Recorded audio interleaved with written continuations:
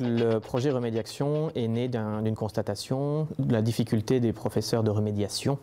de pouvoir éventuellement se diviser. Quand vous avez ne fût-ce que 3 élèves qui arrivent pour 3 problèmes dans 3 parties de matières différentes, c'est très difficile pour un enseignant de se diviser et d'amener réellement en 50 minutes de quoi aider l'enfant. Et c'est là que l'outil informatique peut justement aider en permettant à l'enseignant de garder son rôle d'expert qui est fondamental, mais de devenir tuteur, c'est-à-dire qu'il peut créer des parcours pédagogiques liés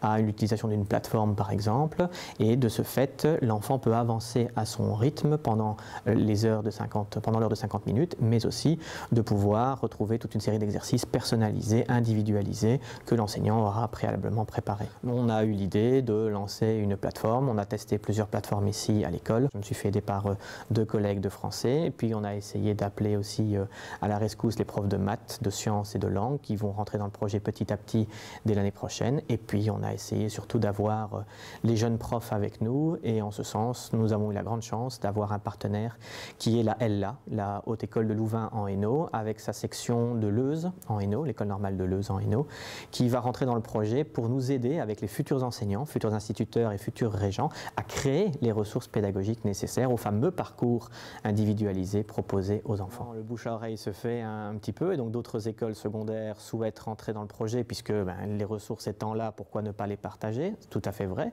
Et nous avons la grande chance ici d'avoir un partenaire où nous avons l'ensemble des écoles primaires de l'entité d'Étain-Puy qui souhaitent rentrer dans le projet Remédiaction. On veut qu'il y ait énormément de producteurs qui viennent donner leurs produits et chaque enseignant pourra venir y faire son marché, et de manière à pouvoir produire et préparer des menus individualisés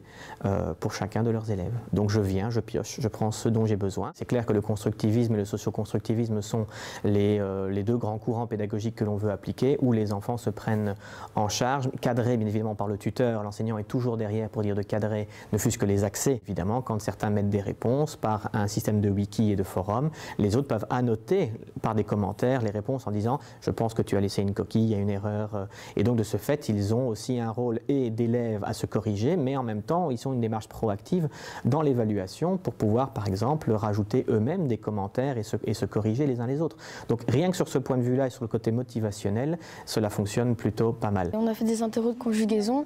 et